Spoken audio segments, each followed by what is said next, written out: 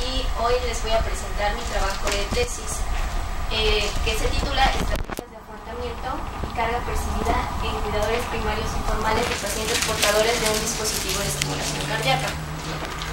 Bueno, para empezar, las enfermedades crónicas no transmisibles provocan más de 36 millones de muertes al año en el mundo, siendo causa de dependencia y discapacidad prematura. Entre estas enfermedades, las cuatro principales son el cáncer, la diabetes y las enfermedades respiratorias y las enfermedades cardiovasculares, las cuales durante el 2013 causaron un total de 105.710 defunciones en México, por lo cual se ubican como la principal causa de muerte a nivel del país. Bueno, dentro de estas enfermedades encontramos las arritmias cardíacas, que vamos a definir como cualquier ritmo distinto al conocido como normal de la frecuencia cardíaca. Una frecuencia cardíaca normal es entre 60 y 100 latidos por minuto. Vamos a identificar principalmente dos tipos: las taquicardias, que sobrepasan los 100 latidos por minuto, y las bradicardias, que son menores a 60 latidos por minuto.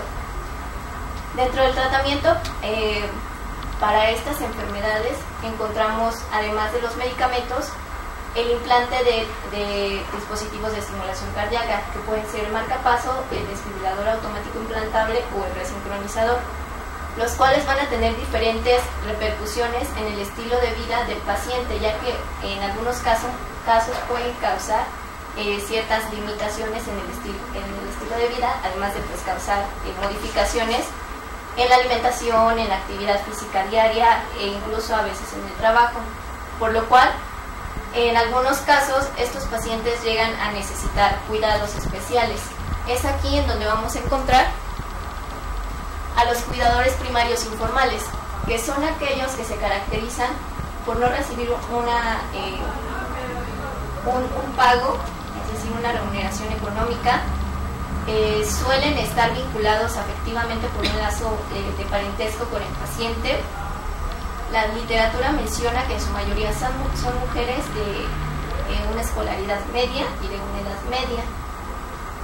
Y bueno, encontramos que el estrés en esta población, que son los CPI, va a ser un proceso dinámico entre el cuidador y las demandas del receptor de cuidado, en donde van a influir los eventos vitales, las dificultades crónicas de la enfermedad propia y de la vida, el autoconcepto individual, las estrategias de afrontamiento puestas en marcha por el cuidador y la ausencia de apoyo social. Todo esto se va a unir causando una situación que puede que el cuidador lo perciba como desbordante de sus posibilidades para afrontarlo.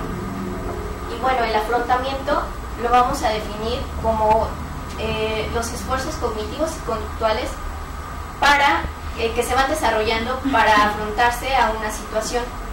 Vamos a distinguir dos tipos principalmente: aquellos dirigidos al problema y aquellos dirigidos a la emoción.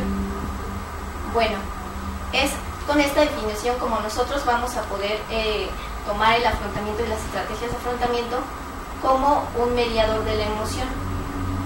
Bueno, siento también un buen predictor de la depresión, ansiedad y otras enfermedades, por lo cual va a tener una estrecha relación con la carga percibida, que es un estado psicológico en el que el cuidador pues tiene diferentes implicaciones psicológicas también en su calidad de vida, en sus actividades diarias, en el área económica y en el área laboral.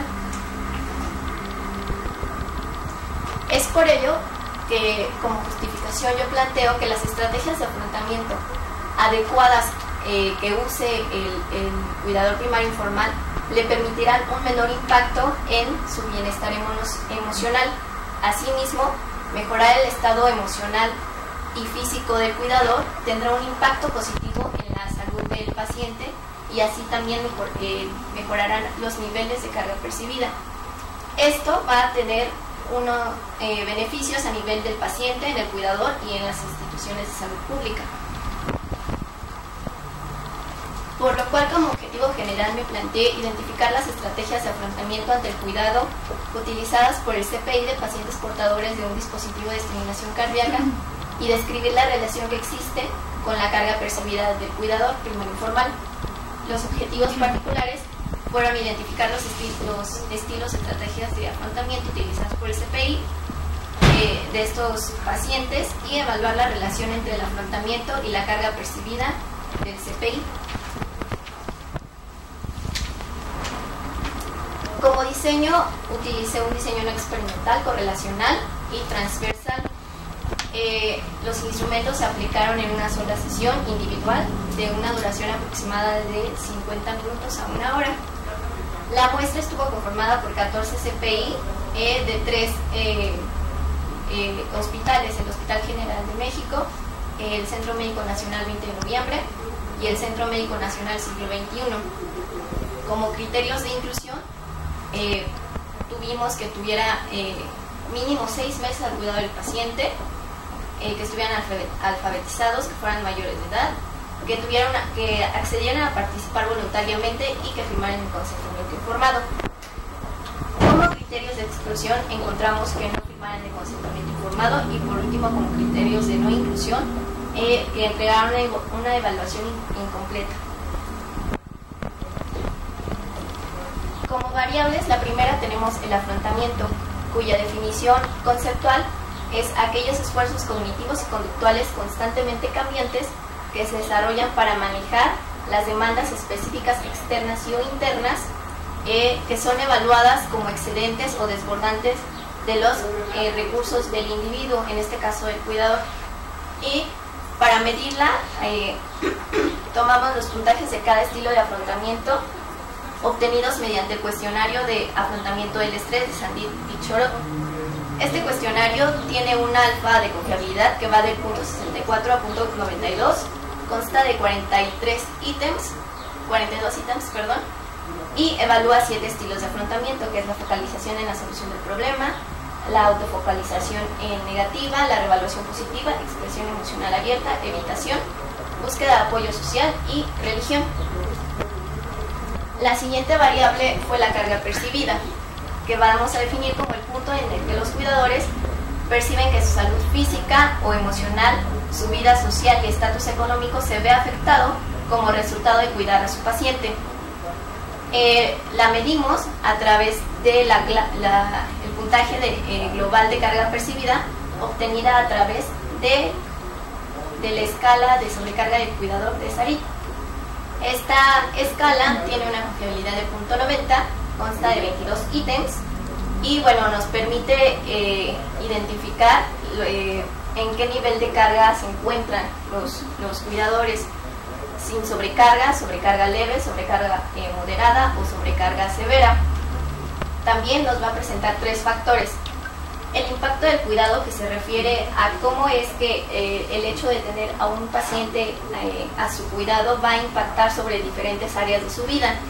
La relación interpersonal, que se refiere a cómo es esta relación entre el cuidador y el paciente, y las expectativas de autoeficacia, que se refieren a las creencias que tiene el cuidador sobre su capacidad para seguir cuidando al paciente. Bueno, ya entrando a los resultados, encontramos que la muestra tuvo una media de edad de 47 años, siendo en su mayoría mujeres, con un nivel de educación media, casados o en unión libre, que se dedicaban principalmente a labores de la casa, eran en su mayoría esposas o esposos del paciente y llevaban más de 2 años al cuidado de este paciente. Esto concuerda con la literatura, que nos menciona un perfil bastante parecido a lo que ahorita les acabo de comentar.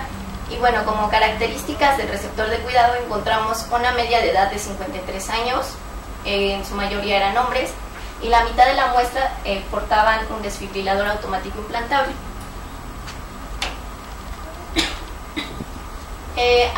Al evaluar las actividades que realizaba el cuidador para apoyar a su enfermo, encontramos que la mayoría reportaron que llevaban al médico, iban por los medicamentos y hacían los trámites administrativos y legales del paciente.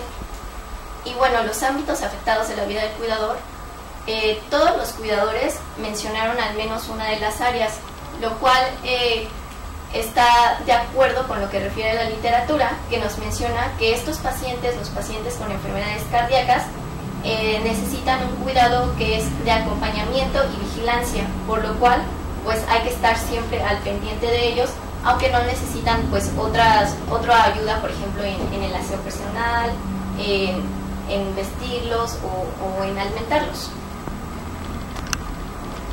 Entrando a los resultados de las variables, en cuanto a los estilos de afrontamiento, encontramos que la reevaluación positiva y la focalización en la solución del problema fueron las que más reportaban los cuidadores utilizar. Ambas estrategias son consideradas que están enfocadas al problema o a la solución del problema. Por otro lado, la evitación y la expresión emocional abierta fueron las menos utilizadas. Ambas son estrategias enfocadas a la emoción. En cuanto a la carga percibida, encontramos una media de 17.5, lo cual muestra que esta población, en este caso, está en un nivel de sin sobrecarga. Sin embargo, como podemos ver en la otra gráfica, hubo un cuidador con una puntuación de 45, lo que lo sitúa en una carga percibida moderada. Eso es algo que hay que tener pues a consideración. En cuanto a los factores que ya les mencionaba que nos brinda esta escala de carga percibida, en el primer factor, que es impacto de cuidado, encontramos creencias del cuidador sobre que el paciente espera recibir más cuidados de los que ya realmente tiene. En la relación interpersonal encontramos que el cuidador piensa que su paciente pide más ayuda de la que en realidad necesita. Por último, en las expectativas de autoeficacia encontramos que a pesar de todo lo que ya hacen por su paciente, ellos piensan que pueden hacerlo aún mejor y hacer más cosas. En cuanto a la correlación del afrontamiento y la carga percibida, encontramos una relación inversamente significativa entre la carga percibida y la religión, lo cual significa que a mayor uso de la religión como estrategia de afrontamiento, estos cuidadores reportaron menores niveles de carga. Asimismo, encontramos una relación inversamente proporcional entre el impacto del cuidado y la religión, lo cual significa que a mayor uso de la religión como estrategia de afrontamiento va a haber un menor impacto en el cuidador debido al cuidado. Y bueno, como ya les mencioné, el uso de estas estrategias de afrontamiento, las dirigidas al problema, está reportado por la literatura, que va a permitir que haya menores niveles de carga. La forma de explicar que se haya presentado una relación entre la religión y la carga y la ausencia de carga percibida podría ser que la religión les sirve a los cuidadores como una reinterpretación de la situación que están viviendo, lo cual les va a permitir pues un crecimiento personal, además de poderse enfrentar de una mejor manera a la situación que es brindar cuidado. Y bueno, a pesar de que no hubo carga, hubo algunas creencias que podrían ser factores de riesgo, como las que ya les mencioné que encontramos en los factores de carga percibida. Y bueno, para poder abordar esta población, la psicología de la salud nos va a permitir pues identificar de una forma precoz a las personas que están en una situación de riesgo, es decir, con factores de riesgo, como ya les mencionaba. Nos va a permitir también un desarrollo de programas de promoción de conductas saludables, por ejemplo, de autocuidado para los cuidadores. Nos va a permitir también investigar, comprender e intervenir en factores que permitan y favorezcan una buena calidad de vida, no solamente para los cuidadores, sino también para los pacientes, y realizar estudios de intervenciones en comunidad y en la salud pública, como les mencionaba. El abordar esta población también nos va a permitir tener beneficios a nivel de salud, de las instituciones de salud. Por último, la psicología de la salud nos va a permitir enfocar la problemática de salud desde una perspectiva global, es decir, incluyendo también a conocimientos o a otros profesionales de la salud, por ejemplo, médicos, enfermeras, nutriólogos. Bueno, como ventajas de esta investigación encontramos que en México no hay investigaciones en esta población Y bueno, también que nos permitió la identificación de estrategias de enfrentamiento como posibles factores de protección para el CPI. Entre las limitaciones encontramos el número de la muestra y que el instrumento de afrontamiento no está validado en población mexicana, pero no en cuidadores. Y bueno, por último, la carga percibida debida al cuidado se encontró relacionada con la religión como estrategia de afrontamiento. La reevaluación positiva y la focalización en la solución del problema fueron las estrategias de afrontamiento más utilizadas por estos cuidadores. Bueno, como ya les había mencionado, las estrategias dirigidas a la solución del problema son un posible mediador de la carga o bien un factor protector. Y bueno, esta muestra no presentó niveles significativos de carga percibida, sin embargo, hubo algunos cuidadores que podrían ser puntos rojos. Y por último, debido a todo esto, se recomienda la creación de programas de intervención especializados en fomentar las herramientas que encontramos en esta población, es decir, por ejemplo, la religión en estos cuidadores como una herramienta que a ellos les permita no presentar carga percibida. Y pues bueno, por mi parte sería todo. Gracias.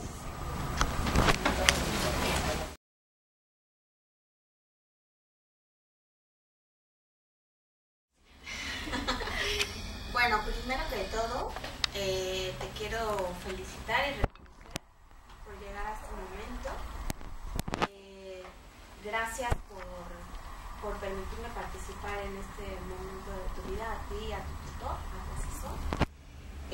La verdad es que desde el primer momento en el que hice el trabajo y luego cuando te retroalimenté, lo primero que te dije pues fue reconocer como lo impecable que lo encontré. Siempre uno busca dónde está la falta de ortografía o dónde está el error en el análisis o qué P te faltó o qué R te sobró. Y la verdad es que yo no encontré qué decirte. Entonces, a lo mejor es porque no lo vi bien, pero bajo mi perspectiva visual encontré un trabajo impecable. Te lo reconozco y te invito a que utilices este recurso pues para que continúes.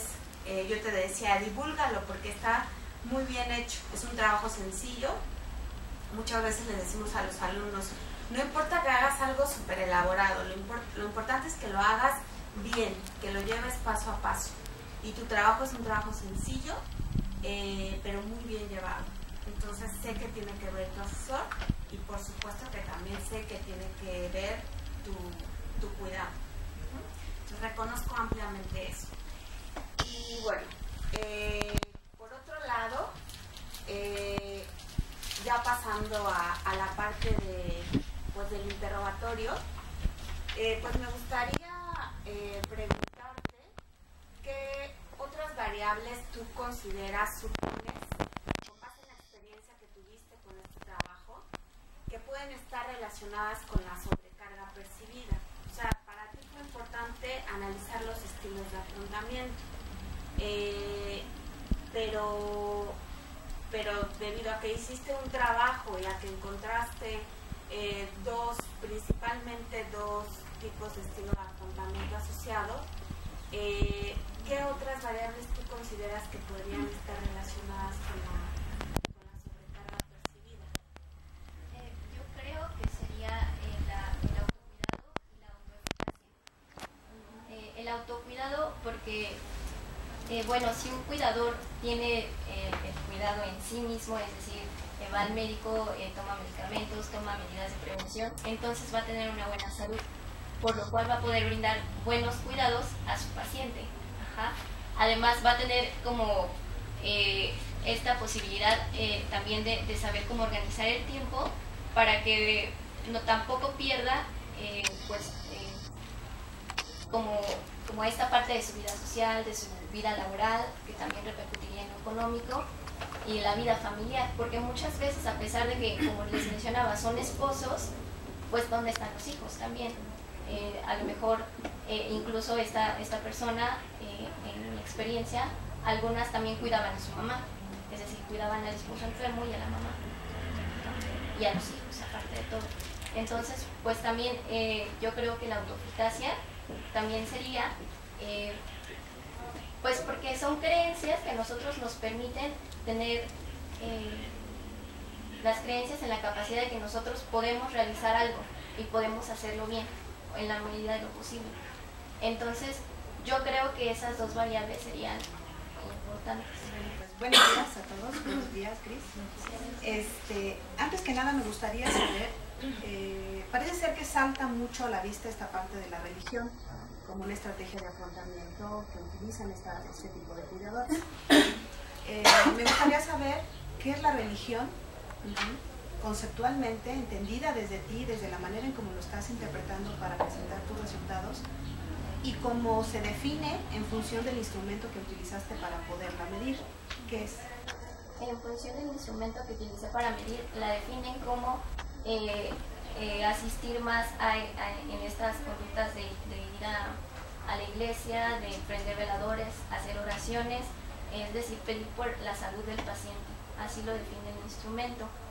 Y yo creo, bueno, más bien yo lo definiría como, vuelvo a lo mismo, las creencias que tienen los cuidadores respecto a esta parte para que los cuidadores salgan adelante. Es como a lo que le tienen fe. ¿Tienes por ahí tu ejemplar de la tesis?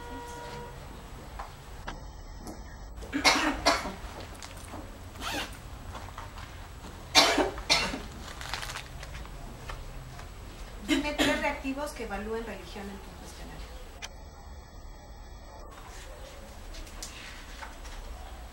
Acudir a la iglesia para rogar que se solucione el problema.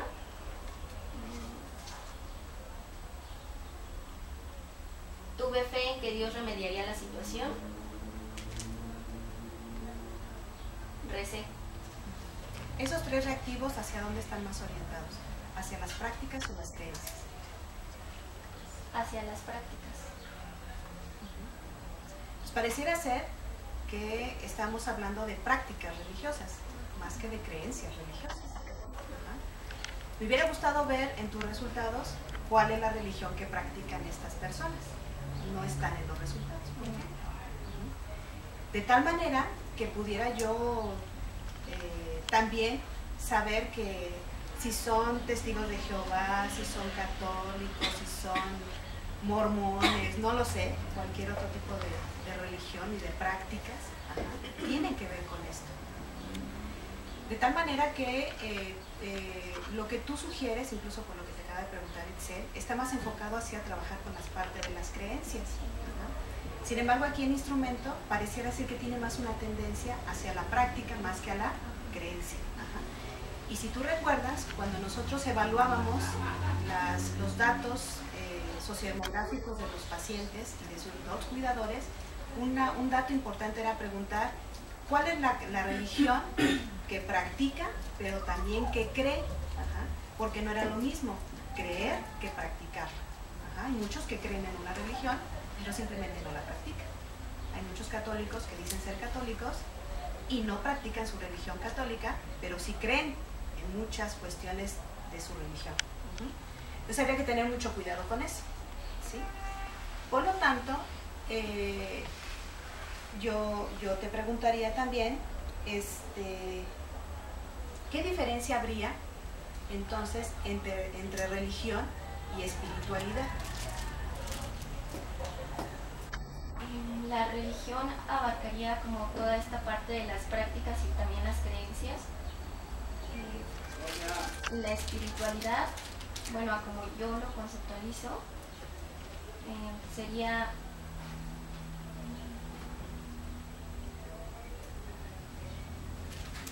como esta parte en la que las personas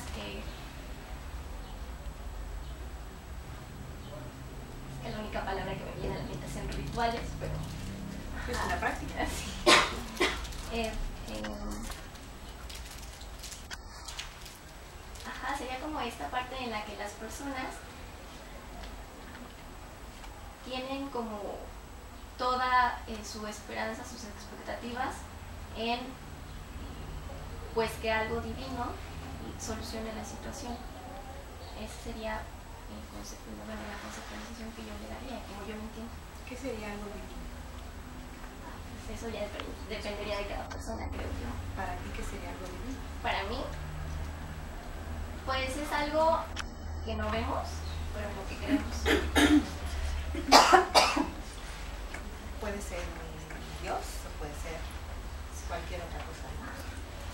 Entonces, desde la perspectiva de Martin Seligman, si pensamos en otra forma de ver la psicología, entendemos que la espiritualidad es como algo, es un móvil, es una energía que mueve a las personas a creer, tener fe y esperanza en algo, ¿sí? Puede no ser un Dios, puede ser aquello que cada persona construye por sí misma y donde deposita este tipo de esperanzas y de fe, ¿no? En este caso, la esperanza y la fe de que mi paciente se recupere, se alivie, no tenga una crisis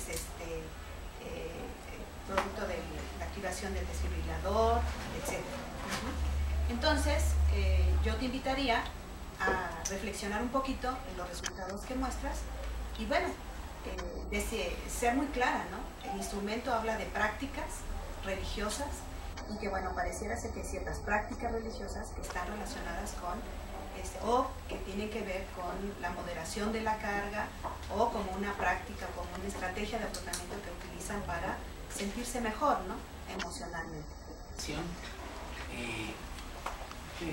Ustedes que están muy jóvenes, yo les quisiera comentar rápidamente de qué se trata los pacientes pues, que tienen este dispositivo y cómo estamos nosotros colocados en el mundo y en México.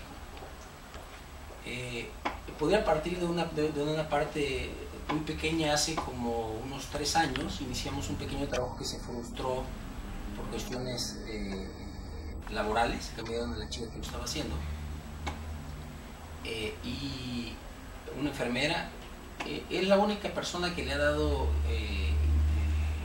indicaciones a un paciente por 1 hora, que era lo que le tenía asignado, 1 hora o más, para decirle de qué se trataba el implante de un marcapaso, ni siquiera era una desfibriladora.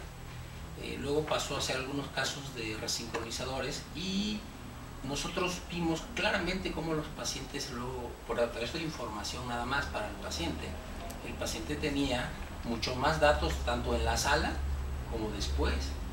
En realidad estos pacientes necesitan muchísima información. ¿Cómo estamos? El dispositivo que se nos pone, que es el desfibrilador, es un aparato parecido a un marcapaso, que digamos es bastante sencillo implantarse. En México se implantan como 200 de estos dispositivos al año, no más. Y en lugares como España, cerca de 5.000 y en Estados Unidos como 75.000 anuales. O sea, la diferencia es muy grande. ¿Para qué sirve?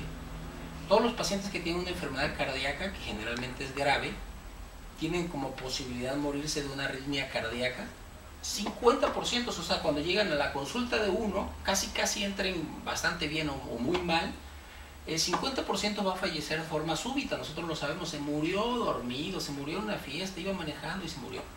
Eso es lo que evita el aparato. El aparato es un poco sofisticado y un poco caro, como un costo total como de $50,000 quizás, 30, $50,000 dependiendo. Aquí no lo pagan los pacientes. Pero los pacientes, yo siempre he dicho que están muy bien, porque yo enfrente tengo a los de neurología y mis pacientes, y yo les digo que se paren, todos se paran, aplauden, caminan, hacen una vida bastante bien. Un 30% sigue fumando, la mitad sigue tomando o más alcohol y están bien, mueven todo, ¿eh? Y del otro lado están los pacientes totalmente que necesitan una ayuda global. Los neurólogos dicen, no, está bien el paciente, pero el paciente no se puede parar de su silla. Pues nosotros, una contraindicación para implantar el aparato es que el paciente tenga menos de 1 año de sobrevida posible. Entonces cualquier enfermedad grave ya no se lo ponemos. Inclusive si tiene insuficiencia cardíaca muy grave ya no se lo ponemos. Entonces nuestros pacientes son así. Me llamó la atención, digo, el trabajo me parece excepcional en el aspecto de que nosotros nos fijamos mucho en los pacientes y poco en los familiares. Lo que sí nos damos cuenta es que el familiar que va una vez va casi siempre, pues. La señora dice la señora tal, no iba a decir el nombre, la señora tal que viene de Sinaloa, la que viene con la hija grandota que es médico. Sí, o sea, identificas al familiar y al paciente y al familiar que casi siempre viene con él, es como el 80% de las veces viene el mismo y el mismo. Y si uno le pregunta, tiene 7 hijos, pero siempre viene el mismo. Yo pensé que iban a ser más mujeres, ¿cierto? Ahora, la edad de estos pacientes, si se dan cuenta, son pacientes realmente jóvenes, es decir, tienen 50 años. Igual si se estudiara una población más grande, quizás se hace más grande, un poco más grande los pacientes, porque esa era la idea que yo tenía. ¿Tú encontraste alguna diferencia significativa en los cuidadores? Porque los pacientes yo los veo, ¿no? De los 3 sitios, Hospital General, siglo XXI y 20 de noviembre, sobre todo porque son pacientes diferentes económicamente, a unos se les paga viaje, a otros no. ¿Qué diferencia encontraste en estos 3 grupos? Estadísticamente ninguno, porque por la muestra no hice pues bueno, no busqué más en ese aspecto. Sin embargo, por mi práctica, yo podría decir que, por ejemplo, los pacientes que están en el 20 de noviembre, pues la mayoría vienen de otros estados. La mayoría son personas pues con recursos muy bajos, que de hecho vienen a su cita y se van, porque no pueden estar más tiempo aquí. Ni siquiera a veces tienen familia, más que lo acompañe y ya. Los pacientes del Hospital General también son bastante pobres. Es decir, yo diría más bien que los pacientes del centro médico son los que presentaron como un mayor nivel económico. Y de pronto ellos sí tenían un poco más de información. En eso sí lo pude ver, bueno, por mi práctica. Y yo creo que esa sería como la diferencia. Pero en sí, pues realmente yo trabajé más con pacientes del 20 de noviembre. Sí, los pacientes del 20 de noviembre tienen trabajo o pensión, a veces los dos, y les pagan el viaje. Yo siempre he pensado que no se quieren quedar porque, uno, tienen cosas que hacer en su casa, y dos, le tienen miedo a la ciudad, pues. No sé qué porcentaje, son tantas las variables de los pacientes. Aquí son 14 pacientes. Si uno habla y en lugar de tener 14 pacientes como tienen en España, que tienen 5.000 al año, seguramente podrían estudiar más cosas, ¿no? Porque a mí me llama la atención que pedirle al paciente que se quede un día, aunque sepan que es importante, vienen con el día, así, ya tenemos el vuelo de regreso, y yo siento que les da miedo, porque yo les pregunto mucho a los pacientes qué visitan. No visitan nada en México, por eso también les parece la ciudad fea, porque no visitan nada, nada más es central de autobuses o los aéreos, el 20 de noviembre, y eso que el área está más o menos bien, pero aún así no visitan nada, no conocen nada, y muchos de ellos son médicos, ingenieros, etcétera, y la mayoría son maestros, pues. Entonces me llama mucho la atención. Bien, es un bonito trabajo, y digo que hay muchísimas cosas pendientes, sobre todo para nosotros cuando nos dicen que los pacientes tienen poca información. Sí tienen poca información. Nosotros en el servicio, a todos los pacientes antes de intervenir les hacemos firmar una hoja y le explicamos, pero la explicación realmente versa como unos 4 minutos. Yo estoy seguro que muchos pacientes se van con muchas dudas. Ahorita me estaba acordando de una paciente que vamos a hacer un cateterismo en el hospital, pero me va a ver a nivel particular. Ha ido 3 veces. 3 veces a verme para que yo le dé explicaciones a sus familiares y todo, ¿no? Me ha pagado 3 veces la consulta. Sí, pero lleva 3 horas, ya el último día no sabía qué decirle, pues ya le he repetido. Y es química, pues.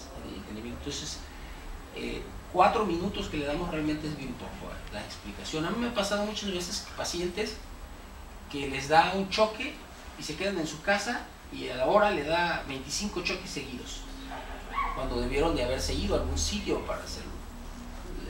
Estoy seguro que algún porcentaje de pacientes no saben nada que hacer con los choques. Yo a veces se los pregunto, pero no hay sí tenemos mucho trabajo, creo que ellos lo vieron, y yo recuerdo que el trabajo se hizo en condiciones muy precarias, digamos, porque a pesar de que parece un hospital muy grande, hay 50 especialistas ahí. No es un hospital de cardiología, es un hospital de todo. Y los dermatólogos son más poderosos que los cardiólogos. Te felicito. Gracias, doctor.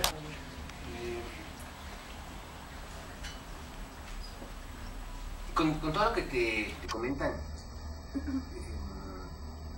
respecto a lo que se encontró, lo que tú explicas, y los comentarios que te hacen respecto a si las estrategias de afrontamiento, todo lo que dijiste, La pregunta es, ¿te arrepientes de tu tesis?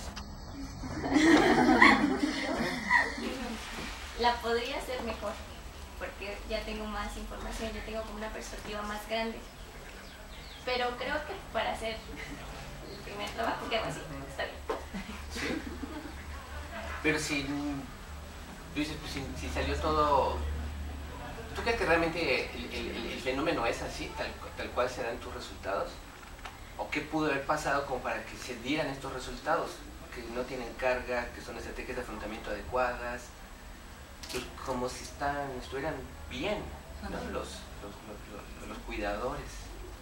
Yo creo, bueno, primera pues sería esta parte de la muestra, en parte. Pero yo creo también,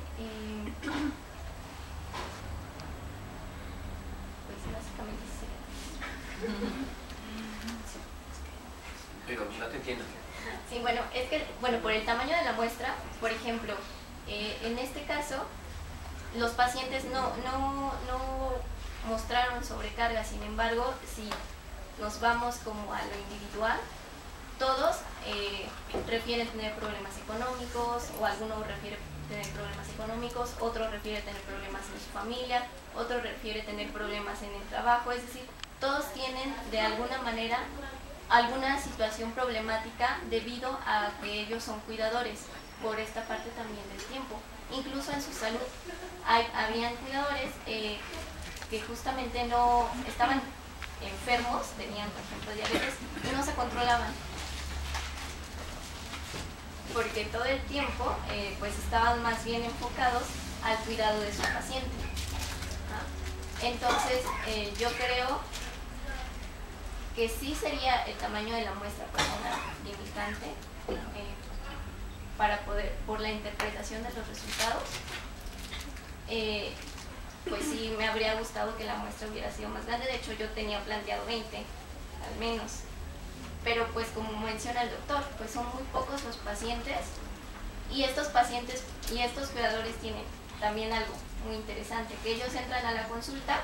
Si no los atrapábamos antes de que entraran a la consulta, cuando salen se echan a correr, porque o sea, ya no te esperan, ya no te dan como esa oportunidad, aunque saben que tú les quieres dar información, aunque saben que tú los quieres ayudar de cierta forma, es decir, no les interesa como esta parte. A lo mejor también es por el miedo de la ciudad, de la economía, que tienen otras actividades que hacer. Es decir, pues también esto fue como una limitante, ¿no? Que si no los atrapábamos como antes, pues ya no había como esta posibilidad, y por eso también pues la muestra no pudo ser más grande. Claro. Y tocas un punto muy interesante, y aprovechamos que está aquí el doctor Ortiz. Tu trabajo como psicóloga que hiciste ahí en el hospital, ¿qué le pedirías en este caso al doctor Ortiz como para que no tú, porque ya no se puede, pero los siguientes estudiantes que van a estar allá, esperemos que sean varios todavía, para que el trabajo del psicólogo se ve ya como un equipo multidisciplinario, y se haga un trabajo de interdisciplina? Porque él comenta, bueno, pues sí están los médicos, y hay una serie de especialistas médicos, las enfermeras que hacen también muy bien su trabajo junto con ellos, ¿sí? El personal administrativo, en fin, todo es una cadenita. Nosotros no pertenecemos ahí, pero nos permiten estar ahí, ¿sí? Y desde afuera nosotros haciendo nuestro trabajo, haciendo investigaciones, ¿sí? Pero ¿cómo podríamos que se viera como un equipo multidisciplinario y el psicólogo ahí adentro? ¿Qué le pido? En base a tu experiencia, como muchas veces lo dices, en lo que yo vi, en base a mi experiencia, ¿sí? ¿Qué acciones tendría que realizar el médico, ¿sí? Para que el paciente o el cuidador, cuando termina, por ejemplo, su revisión o su consulta, no huya, como tú dices, y tú te quedes ahí, pues, como una persona frustrada, seguro, ¿verdad? Pues como mencionaba el doctor, pues el hospital es muy grande, pero el área que hay en cardiología pues es muy pequeña. Entonces, bueno, las condiciones en las que nosotros evaluábamos eran en la sala de espera, en donde hay mucho ruido, en donde está toda la gente, en donde hay un montón de distractores, a veces no te ponen atención, a veces tienes casi que gritarles porque no te escuchan. Entonces, además, muchos de los doctores ni siquiera saben quiénes somos nosotros. A veces, bueno, llegó algún doctor o ingeniero de estos que revisan los dispositivos y nos dijeron, ustedes son las que encuestan, nosotros no somos psicólogas. Entonces, pues sí, creo que sería importante como esa parte de reconocimiento, como parte del equipo de trabajo multidisciplinario. Como menciona el doctor, pues muchas veces muchos de estos pacientes tienen información, pero por alguna razón no la saben utilizar adecuadamente o no saben qué hacer con ella. Entonces, pues finalmente creo que nosotros hacemos un papel, realizamos un papel importante y pues me parecería como bueno que no sea como reconocida esta parte como personas dentro del equipo multidisciplinario para atender al paciente y pues también en este caso en algún momento al cuidador. Algo muy bueno que ya teníamos era un espacio, un día para poder dar consulta, terapia a los pacientes. Entonces yo creo que no perder ese espacio pues es algo muy importante. Si ya lo tenemos, pues lo hemos logrado por el esfuerzo no mío, sino de otras generaciones. Entonces yo creo es como seguir estimulando eso para pues poder obtener más espacios y este reconocimiento. Bien, Grisel, buenos días a todos. Yo no te voy a decir si fui la primera, la segunda, la tercera, la cuarta o la quinta, pero también te dije que tu trabajo me encantó. Es precioso, muy bien hecho, tampoco sabía ni qué hacerle. ¿Alguien tiene un Kleenex que le preste porque yo no traigo? En realidad no tengo algo que preguntarte al respecto de tu trabajo.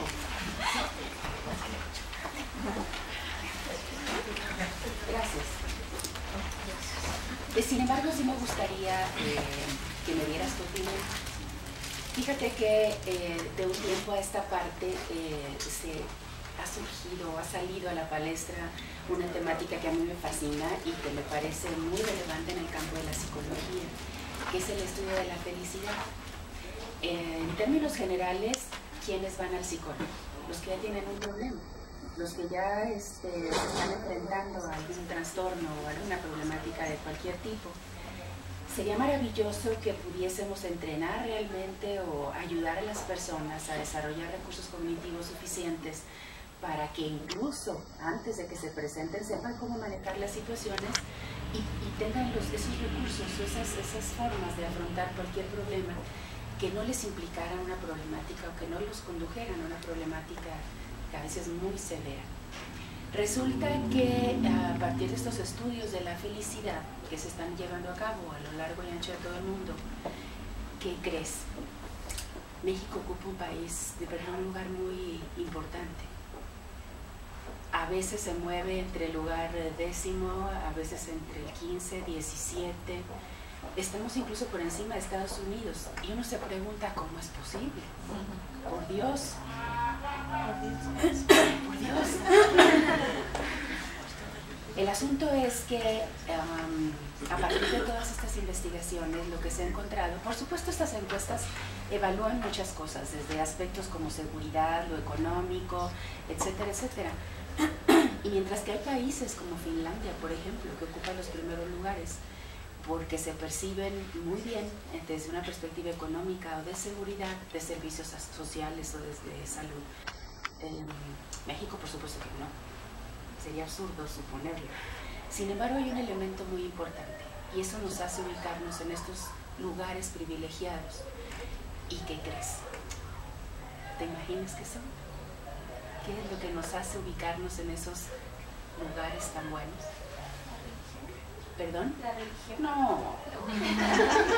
Bueno, iremos entre paréntesis. Cuestión de diccionario. Religión implica religarte. Esa es la definición. Religarte con lo que tú quieras. Pero bueno, eso es otro asunto. No. Las redes sociales. las redes de apoyo social. Y no me refiero a Facebook, ni a Twitter, ni a nada. Las redes de apoyo social. Y esto viene a cuento porque de lo que estamos hablando es de un apoyo que están brindando a alguien. En términos generales tú hablabas de sus parejas, pero ese apoyo en realidad es lo que nos fortalece, el que nos hace ubicarnos en lugares tan elevados en estas encuestas que miden felicidad. Desde esa perspectiva, perdón, y aunque ya te lo han preguntado, pero a mí me gustaría así abundar un poco. En tu práctica, desde tu punto de vista, has hablado, tu tema son estrategias de afrontamiento, me queda perfectamente claro. ¿Qué pasaría si no estamos hablando de estrategias de afrontamiento, sino regresando un poco al apoyo social? ¿Qué crees que encontrarías en función de qué tal que no evaluamos estrategias de afrontamiento de los cuidadores primarios informales, sino relación de pareja? Bueno, yo creo, bueno, más bien con base a mi experiencia, en su mayoría no tenían buena relación de pareja. Asimismo, tampoco tenían un apoyo, estos cuidadores tampoco tenían un apoyo en su mayoría de otros familiares. Era más bien, pues él se encarga del paciente, él tiene que cuidar todo del paciente y ya. Como mencionaba el doctor, hay pacientes que tienen 7 hijos y siempre nada más una de las hijas es quien lleva a la mamá o al papá al doctor. Entonces esto pasa mucho, yo lo encontré mucho, no solamente con los cuidadores que aquí menciono, sino con los otros pacientes que también conocí. Entonces yo, por lo que conocí, pues la relación de pareja pues tampoco era buena. ¿Por qué? Porque también está esta parte de la dependencia, de las creencias de dependencia que ya mencionaba, pues que el cuidador piensa que este paciente pues le está pidiendo más de lo que realmente necesita, en cierto punto pues dejar de hacer ciertas actividades por alguien, aunque quieran mucho, pues puede llegar a ser pues de cierta forma una carga. Algo que no mencioné pero es muy importante es que este rol de cuidador no suele ser elegido, suele ser más bien impuesto por las situaciones del cuidado. Esto hace aún más y más claro que pues la relación de cierta forma se va deteriorando. No pasa en todos los casos, pero en mi experiencia es lo que yo pude apreciar. Pero si entonces de lo que me estás hablando, no lo evaluaste, ¿verdad? Si de lo que me estás hablando es de que no hay una buena relación de pareja, que lo perciben casi como una obligación, casi se puede decir, esto es lo que me tocó, ¿por qué obtuviste estos resultados? Particularmente en lo que respecta a percepción de carga o carga percibida. Bueno, en cierta parte considero que es porque al preguntarle a un cuidador, también por las condiciones, al preguntarle a un cuidador si es para él una carga cuidar a un paciente, él está rodeado de muchas personas en la mayoría de los casos. Entonces, pues, por esta cuestión de quedar bien de cierta forma, es como, no es una carga. Obviamente va a decir que no, porque es su esposo, es su mamá, es su papá. Entonces creo que también esto es pues algo importante. ¿Tú crees entonces que hubieras obtenido resultados diferentes si lo hubieras entrevistado o la hubieras entrevistado en un lugar aislado, sola? Tal vez, pero no muy diferentes. A ver, otra vez eso. Tal vez. Bueno, es que considero, por ejemplo, en esta parte enfocándome a esta pregunta de que si es una carga para el cuidador el tener que cuidar de su familiar enfermo, yo creo que pues ahí sí influye mucho la deseabilidad social. Sin embargo, en otras preguntas, por ejemplo, al cuestionarle si va a la iglesia a pedir por el paciente, si reza, pues no son preguntas en las que influya el qué dirán. Entonces yo creo que podrían haber sido diferentes, no sé en qué medida, pero pues sí. Bueno, habría que averiguarlo. Y en términos de características de personalidad, insisto, no te estoy preguntando ya sobre el trabajo, sino tu opinión y en función de lo que tú viste, de lo que tú viviste. Características de personalidad. no estilos de afrontamiento, características de personalidad que pudieran funcionar como facilitadores o obstaculizadores en términos de, para el cuidador primario e informal, para que haya dado estas respuestas, sobre todo en términos de carga percibida. Yo creo que esta parte de cierta forma ser positivos respecto a la situación. También algo importante pues es la resiliencia. No estoy muy informada respecto a ello, pero en lo que he leído yo creo que es algo que podría estar influyendo mucho en estos cuidadores. Muy bien. Y si bien dijiste que la mayoría de los cuidadores primarios son mujeres, es la pareja, también hay hombres. ¿Cuáles crees tú que sean las diferencias más importantes entre la forma en que se perciben a sí mismos o cómo perciben la carga, o hay diferencias entre los estilos de afrontamiento entre hombres y mujeres? Bueno, eso no lo evalué estadísticamente por el número de la muestra. Sin embargo, fueron muy pocos hombres, de hecho, muy pocos. Y de hecho, haciendo memoria, pues no tenía nada en común. No, porque uno de ellos, me acuerdo mucho que era una persona con una personalidad pareciera muy fuerte, es decir, todas las emociones se las quedaba, el enojo se lo quedaba, él manejaba así la situación. La otra persona, por el contrario, era una persona que se estaba derrumbando completamente debido a la situación de su esposa. Entonces, pues sí, era muy diferente. No hay puntos de comparación. Tal vez si hubiera tenido la posibilidad de una muestra más grande, de conocer más cuidadores, probablemente podría haber hecho algo respecto a ello, pero con lo que tengo. Muy bien. Y lo has mencionado en varias ocasiones, que sería importante también ya pasar, además de continuar con esta etapa de investigación que sigue siendo sumamente importante, empezar a plantear algún entrenamiento en estas estrategias de afrontamiento.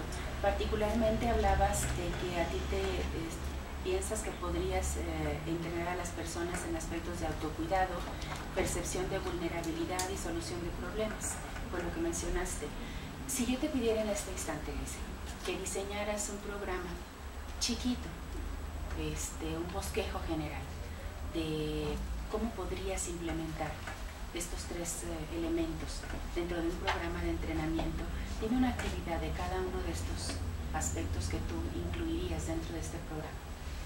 Bueno, creo que sería muy importante para empezar la psicoeducación respecto a la enfermedad primero del paciente, las necesidades que tiene el paciente. Eso es necesario porque finalmente son cuidadores. Ya hablando dentro del autocuidado, creo que sería muy importante primero hacer estrategias que hagan a los cuidadores que se den cuenta de qué es lo que hacen por ellos, cuánto tiempo dedican a sí mismos, hace cuánto que van a consultas médicas, es decir, irlos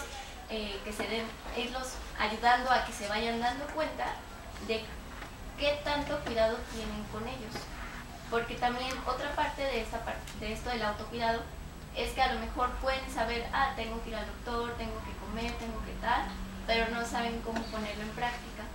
Entonces ahí también podría comenzar a implementar esta parte de cómo ellos pueden poner en práctica todas estas conductas saludables para su autocuidado. Luego, en solución de... Dijiste solución de problemas y percepción de vulnerabilidad. Bueno, la percepción de vulnerabilidad entraría dentro de también el autocuidado y esta parte de la psicoeducación. ¿Por qué? Porque cuando los pacientes ya se dan cuenta que realmente los cuidadores se dan cuenta que realmente no se cuidan, que no van al médico, que hace tiempo que tienen dolor de cabeza, hace tiempo tienen dolor estomacal y no se lo cuidan, entonces ellos van a poderse dar cuenta que realmente ahora los enfermos están siendo ellos, porque finalmente su paciente está controlado por el médico, pero ¿y ellos qué? Entonces ahí entra esa parte, y esto de solución de problemas pues sería plantear las situaciones que a ellos más conflicto les resulta. Por ejemplo, esto de delegar obligaciones. Y pues ahí también entraría lo de las creencias, el por qué ellos no pueden delegar estas responsabilidades, el por qué ellos piensan que si dejan a su paciente con otra persona son los peores del mundo. Sería trabajar con creencias para poder llegar a soluciones de estos problemas específicos. Muy bien. Bien, por mi parte es todo. No sé si hay alguna otra pregunta.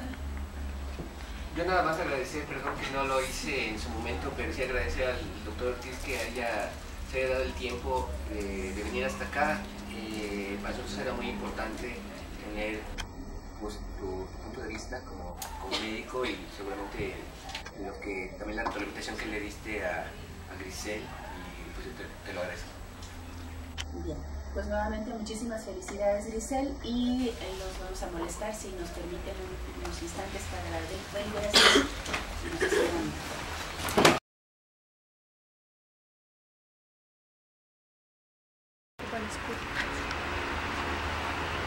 Bueno, la Facultad de Estudios Superiores Zaragoza de la Universidad Nacional Autónoma de México, a través de la Unidad de Administración Escolar, hace constar que la alumna Fernanda Grisel Ornelas Arismendi, con número de cuenta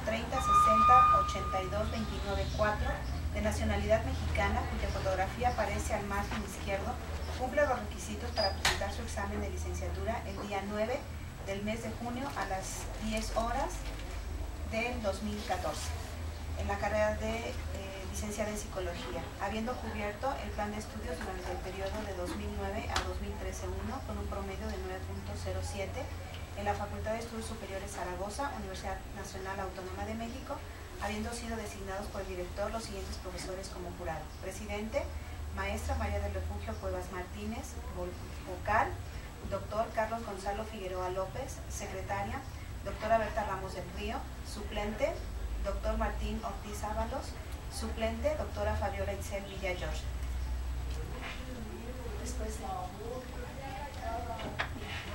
Después de haber llevado a cabo el interrogatorio, este jurado decidió otorgarte el resultado de aprobada convención honorífica.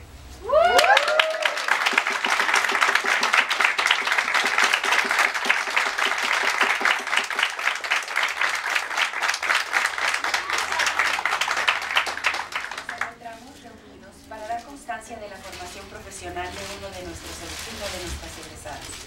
Estamos complacidos porque una vez más, mediante el esfuerzo conjunto de nuestros profesores, alumnos y de la institución, se ha logrado cumplir con nuestra misión de formar profesionistas con compromiso social. En este momento solemne, en mi carácter de presidente del jurado y a nombre de la Universidad Nacional Autónoma de México, le solicito a usted la protesta universitaria. Esta protesta es un juramento de honor. Es un compromiso con nuestra universidad y la sociedad. La realiza frente a sus seres queridos, amigos y profesores. Entiendo la emoción y alegría del momento, por lo cual le pido valore el significado y trascendencia de la protesta y que ésta quede grabada en su mente. Mucho le agradeceré, levante usted su mano derecha y dé lectura a la primera parte de la protesta universitaria y posteriormente haré la lectura a la segunda parte y usted responderá sí proteste. Después de lo cual terminaré con el corolario universitario. Por favor. Protesto ejercer mi profesión con honradez y bajo estrictas normas éticas, atendiendo las necesidades de la sociedad, siendo sensible a las de aquellos sectores más desprotegidos, con afán de servicio más que de beneficio personal, sin discriminación por origen, género, credo o filiación del solicitante y luchando siempre por preservar nuestros recursos y proteger nuestros valores y cultura nacional. Protesta preservar en sus palabras y actos el buen nombre de nuestra universidad y mantener una estrecha vinculación con la Facultad de Estudios Superiores Zaragoza, tanto para su propia actualización como para retroalimentar con sus experiencias nuestros planes y programas de estudio. Sí, protesto. Si así lo hiciera, que la nación se lo premie, si no, que los testigos de este acto, la comunidad y la nación se lo demanden. Muchas felicidades.